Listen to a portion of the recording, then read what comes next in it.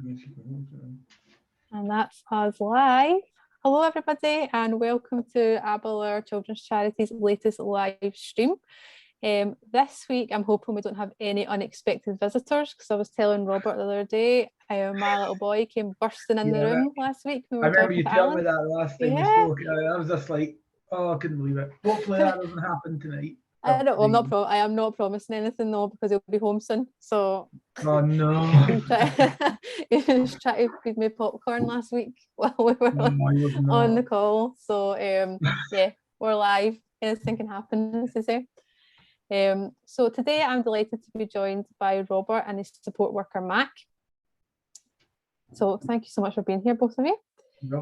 So for anyone that's watching us that's new to Aberlour, we are a children's charity who support children, young people and their families all across Scotland, and we're committed to fighting poverty and discrimination. So these live streams are being held to allow you to get to know Aberlour better and find out how we're supporting children and young people in your local area. So make sure you follow our channel to keep up to date with all those streams. So what some of you might not know is that many young people and children actually live with us, and Robert is one of those people that lives with us and his housemates in one of our disability houses. So thank you so much for being here with us today. Can we start off, Robert, can you explain to everyone what it's like in your house? Well, my house is quite a big house. There's 5 bedrooms. Share it with another 4 young people who are nice. Staff are all nice. Do different things like go out and about, different activities and places like. So it's quite a really good service. I love coming to visit you and your housemates. It's always fun. It never feels like a day at work. Last year that you came here.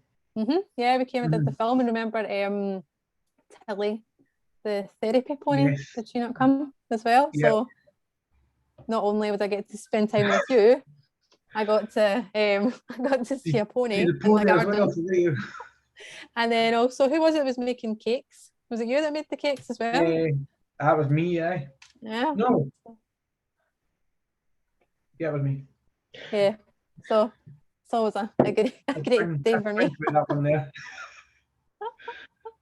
So if anyone's got any questions for Robert, if you could just drop them in the chat bar and we'll get through as many as we can. So Robert, you've been doing a lot of work recently on the power of your voice. So and how you can make your voice heard. So can you explain to everyone watching how you help your housemates' voices to be heard?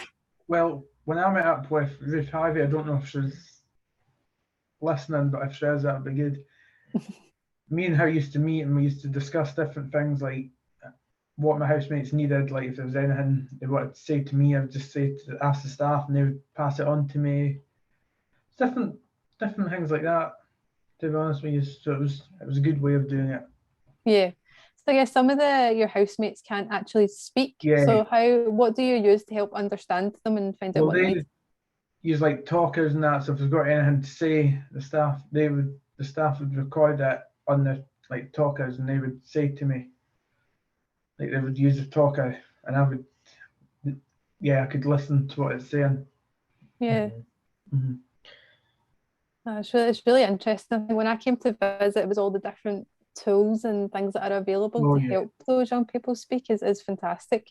I think you and Ruth were showing me talking maths last time, because I just remember I just couldn't get my head right. I was like, how did you do this? And you sat down and did one with me. And there you go, we've done one with you, so now you know how to do it if you were to do it. Yeah, so it was a really, really useful thing. Why is it important for you to use your voice? Well, for me, if I was like feeling upset or something was really annoying me, I could just say to the staff, look, I need to speak to you because something's annoying me. And that's how I'd get my voice heard, based that type of way. Yeah. And sometimes like some young people don't feel like they have any power and that everything's down to the adults. What would you say to other young people about the power of their voice? Well, you put me on the spot here, Colin. Well, what I just don't know. You know that you put me on the spot here. Oh, sorry, it's all right. we can come back. We can come back to it. So, I mean, I come back to it. yeah, you've done so many things, like so many projects not recently about using your voice. Like, is there something you can say is the proudest thing you've done for yourself? I actually spoke to the MSPs and I asked them how they would help young people with a learning disability get paid employment. Yeah. And how did that feel, being able to do that? To be honest with you, it was nerve-wracking. It was actually nerve-wracking. I was like, oh, what did I say? I was like stuck on what I was going to say. Mm-hmm. But it was good. It went well. But how do you think they received that? Do you think they listened to you? Do you feel like they're going to do something about it? Well, I'm hoping they listen to me. I'm hoping that the parties listen to me, like SNP, Labour, Lib Dems, and the Greens. I hope they've listened to what I had to say. Yeah. And I think it's important for young people to know that they've got that power and they can use these opportunities to do it and say what they need in the country that they live in, isn't it? So like that, you said you've been involved in loads of events with politicians, but something else that's really important for Aberlour and Aberlour's young people is our youth conference, which is called AbJam. Yes, now I went away. Yeah, I was one of the young planners, and when I heard it was back in person, I thought, thank goodness, because when it was online, it wasn't the same, Yeah, you don't no, get it's mixed not. with folk, and it's like you're online, and then it's like you don't do the stuff that you would do if you were there. Like this don't year, make the. Oh, sorry. That's right. It was away at Dalguys this year, which was brilliant. Because I mind in 2019, the venue that we went to, it was all right, but the weather wasn't the best. It was raining the whole weekend we were there. Mm-hmm. Got soaked. Do you have your wellies with you? No, I don't. I should have them. Yeah, you should have all your waterproofs. Yeah. So how were you involved in AbJam this year? Well, I was one, like I just said, I was one of the young planners. I got asked by, I think it was someone in here, said, would you like to be a young planner? And I was like, yes, I would love to do it. Yeah. And I said to, I think it was Martin Canavan, I said to him, I would like to do it again for next year. Oh, that's good. And like you did a presentation at AbJam this year. What was your presentation on? I thought you were not going to ask me about that. No, it was all about the rights and participation and what I'd done with Ruth and how it helped my housemates and different equipment that they used there for speaking. Mm-hmm. Oh, great. So what's your favourite thing about AbJam on the weekends? Getting away for the weekend, you know that. Getting away, seeing people in person and no in front of a computer screen. Yeah, it makes a difference, doesn't it? It's not the same when you're sat in front of a computer screen, you're just like that, looking at them, and you don't get to see them. Yeah.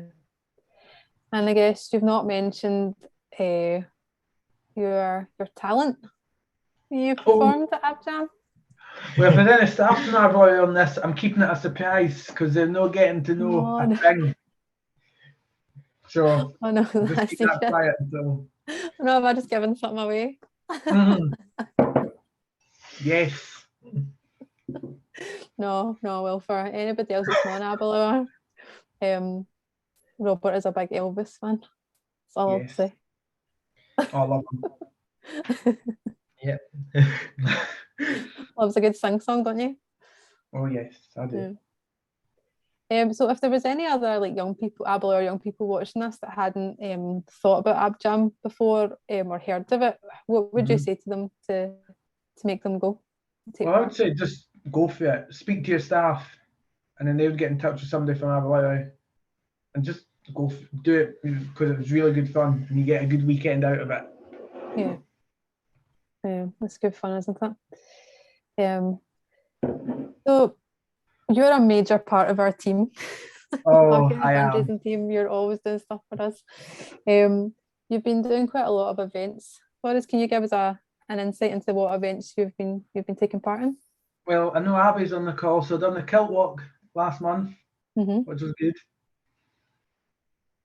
Well, apart from it being a different part of the Edinburgh, where it normally is. It said one bit and it said it was at Crammon, so I was like, oh my goodness, I walked about 10 miles before it even started. Yeah, you did an extra. The next You could have done the bigger one. I could have done the bigger one, yeah. I was just, can you believe it? So how many kilt walks have you done in total for us now, off the top of your head? Can you remember? Pass. I think Abby would be the one for Like that. 3 or 4 now. Three or Your four. medals you've got. Yeah.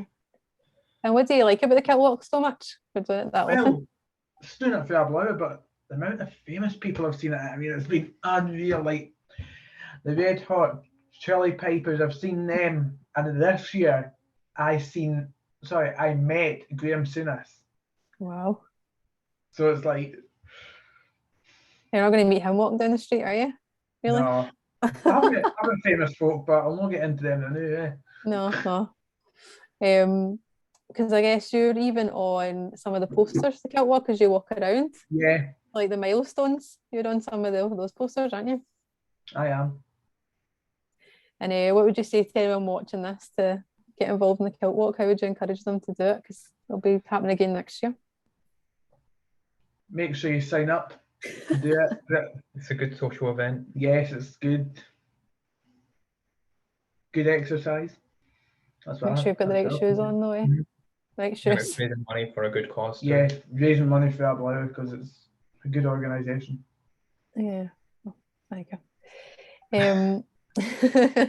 You've also done our big cycle as well. You took part in that. Yeah, What was that like? Oh, it was brilliant, honestly. It was at Locker Meadows, which is in Fife, and to be honest with you, Locker Meadows there's one bit when you go around the lock and it's a hill, so I had to cycle up that and then down it, but it was a lot better cycling down it than it is cycling up it. You even did the wee promo video for us, remember? You filmed a wee video for me. Aye. I was like, did I? Yeah. See, you do so much for us, you can't even remember. Vital part of our team. Yeah, so moving away from all those things, you've got lots and lots of hobbies. We've already touched on Elvis, but Yes. you're also a keen photographer. Yes, I am. Yeah. What do you like so much about photography? I just love taking photos. It was actually one of the staff here that got me into it, and I love it. And I've actually had maybe 3 photos in the press now in the local paper here. I've just sent another one in, so I might get one in again and I might send it to you. Yeah, no, you need to send it. They're so good. We have had a question from Duck Lord Gaming. Hold on a second while I get it up. And he's asked, what different activities do you do at Abjam? Oh, see, put me on the spot here. You. Well, I picked my activities, but I was quite annoyed when I got there. I didn't get to do the zip line. Oh no! Didn't get to do the archery. I was so annoyed. I was like, why?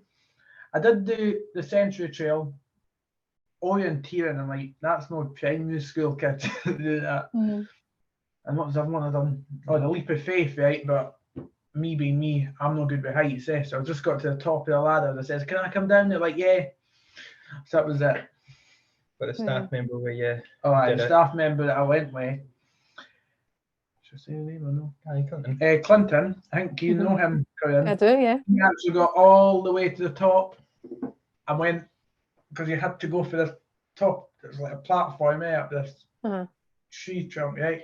You have to go all the way to the top and fling yourself off it and hit this ball and then come back down. It was good. Oh, I can't do that. I really don't like heights. I couldn't. So you can take Mark with you next year. He can do a zip line. I agree. We've actually had another question in from I think it's EGP Present, and they've asked, did you practice for the kilt walk to get fit for it? I did, yes. I did a lot of practice, and like me, 2 of the staff and one of my housemates actually walked from the Kelpies all the way to the Falkirk Wheel and back, but that was because I was going to do the second one up from the Wee Wonder, the 14 mile. Didn't do it, so I done the Wee Wonder instead. But that's a goal for you for next year. Oh yeah, next year I'm going to do it, definitely. So Abby, if you're listening, I'm doing the big one next year. Just going to hold you to that. You know that. That's you signed up before it's even announced. Oh. Before even Kiltwalk have told us you're the first person to sign up.